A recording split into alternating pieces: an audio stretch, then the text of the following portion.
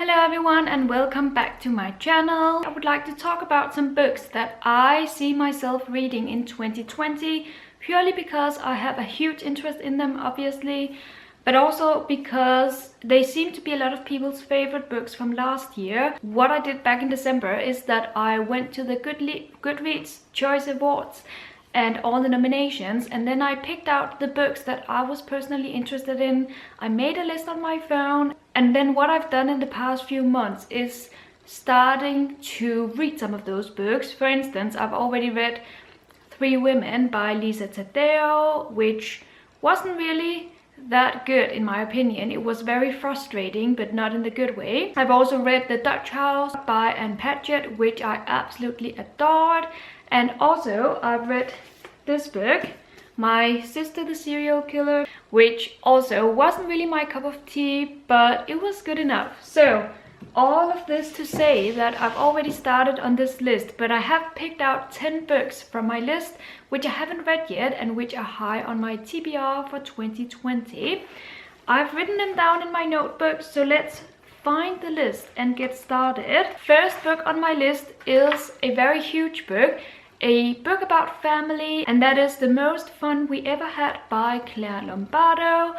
This book I know a little bit about. I know that it's about family and secrets and intrigue, but I've also heard that some people find it dragging. I think it's about 500 pages long, and the people I've heard from found it to be a little bit boring and redundant, which I'm sure is right, especially if you like action-packed books. But I prefer the books about characters and not so much about the plot development, and I love big books, as you know, so I'm very intrigued about this one and I am going to read it at some point.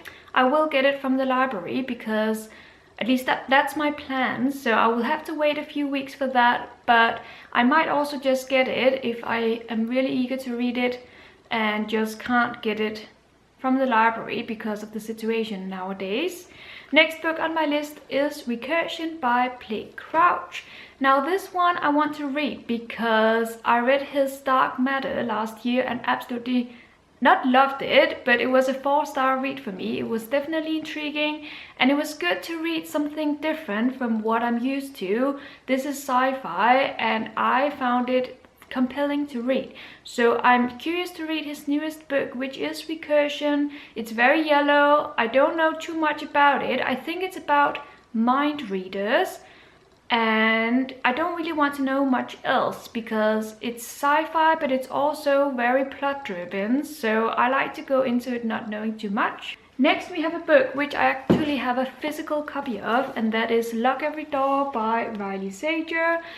This is a book I want to read, both because I own it, but also because I've never read a book by this author. I have heard that, well, is it a woman or is it a man? I think it's a man. I've heard that he is a phenomenal thriller writer, and I've also heard that this book in particular is really good. So I wished for it for Christmas, I got it, and I think it's one of those books that you will be able to fly through. So when I'm in the mood for this kind of novel, I have it lying on my shelves and it's definitely going to be read pretty soon. And then I have a book which is a young adult and it's the first in the trilogy. And normally I'm not much into trilogies. I prefer standalones. I prefer to be able to complete the story once and for all. But once in a while, at least in these past few weeks, I've been getting more into trilogies for some reason. So I'm intrigued to read this one. This book is Gideon the Nine by Tamsin Muir. It's a horror story and I like those. I like them if they are good, and this one seems to be pretty good. It's about death and it's about necromancers, I think, and that's all I know. I think this is one of those series that's going to be very action-packed, so, and I'm not always in the mood for those, but when I am, I definitely want to pick up this one. The second book will be out pretty soon as well, and the third book I don't know, so that's also very annoying to me when I start a trilogy that hasn't been completed. But for this one I'm just too curious to not get started. Next we have The Southern Book Club's Guide to Slaying Vampires by Grady Hendrix. So I've never read anything by this author, but I have heard really great things about him. If you like horror, if you like thrillers, I think he's a way to go. And this one in particular is his newest release, which I've heard really good things about. It will be out in April. It's one of those books that just has grabbed my attention. And I also feel like reading a little bit about vampires for some reason. I haven't gone completely over my Twilight days, obviously. So this is going to happen as well. And I'm excited about it. I don't know what to expect, but sometimes I like going in blind. That's a good feeling. Then we have obviously The Glass Hotel by Emily St. John Mandel, one of the big new releases of this year. I'm not sure actually whether it's already out or if it will be out very soon. Something says May to me, that it will be out in May, but I might be completely wrong. As you can hear, I'm not one of those people who sits around waiting for books to come out. I'm just a little bit casual, and when it's out I will find out and then I will read it. But the reason why I want to read this one is obviously because she's the author of Station 11, which I have read many years ago. I don't remember too much of it, but I remember liking it okay. So I want to read her newest book as well. I couldn't tell you what it's about. You will have to look that up, unfortunately. Next we have How It Was by Janet Ellis. This is an author that has me intrigued because of her book called The Butcher's Hook. That book I read some years ago. It has an absolutely stunning cover. I love the book because it's horror. It's one of those books, again, it seems like a lot of my books are horror, but this one is also very much about character development and looking into the depths of the darkness of a person, if that makes sense. Right now I'm talking about The Butcher's Hook, and I really love that one, as I was saying. So I want to read her newest book as well, which is How It Was. And this one is more about family. Once again, it's one of those books that's about family. It's a pretty huge novel. I think it's about 400 pages. And I'm a sucker for those kinds of books. Another book I have in my physical TBR is Pretty Girls by Karen Slaughter. This is the Danish version. I bought this some years ago and I had every intention to actually read it right away. I love Karen Slaughter. I love how her novels are fast-paced, but it's also about the characters and they have these amazing plot twists. And this one I've heard is one of her better books. So I really want to read it. Also, it's a standalone. She has a few series out, but those series are like 8 or 10 books long, and I'm not into that. So this is definitely the best way to go for me when it comes to Karen Slaughter and trying to dive more into her authorship.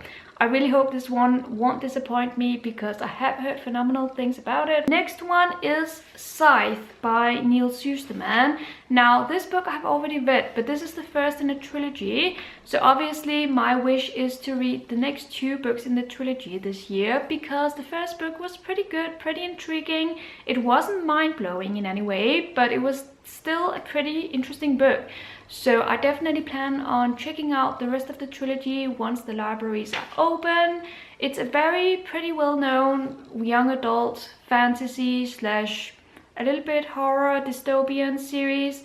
It's about death that is inconquerable. We live in a world in which no one can die, so Scythes are the people who have to maintain mortality in the world either way. So they go out and kill some people every day in order to maintain the population growth. Definitely an intriguing premise. The last book is a little small thing I have here. It seems a little bit random to me, but this is Astonish Me by Maggie Shipstead. The reason why I really want to read this book is because it's been staring at me on my shelves for months now, and I really want to read it. I don't know why it hasn't happened yet, but yes, I do know that's because of all of the other books I've been wanting to read. But this one is about ballet, and I love a good book about ballet. I don't know what it is about that dance, but I love it. I want to watch every movie about it. I want to read every book about it. So this one is definitely happening in 2020. I think it's about the son or daughter of a woman who used to be a ballet dancer. And then it's about this main character moving out of the house, going to New York, and trying to learn ballet. I might be completely wrong about this. All I know for sure is that it's about ballet, and that's good enough for me. And I think that was 10 titles, so I'm going to stop here, even though I do have a few more books that I also see myself reading in the upcoming year. But let's leave it at this. Thank you so much for watching, and let me know in the comments if you have read any of these books, without any spoilers please, but I would like to know if you also found them interesting enough for me to read. If not, I might consider looking into them more and see if they are actually something for me. So thank you so much for watching. I hope you're all doing great out there. Take care of each other and happy reading.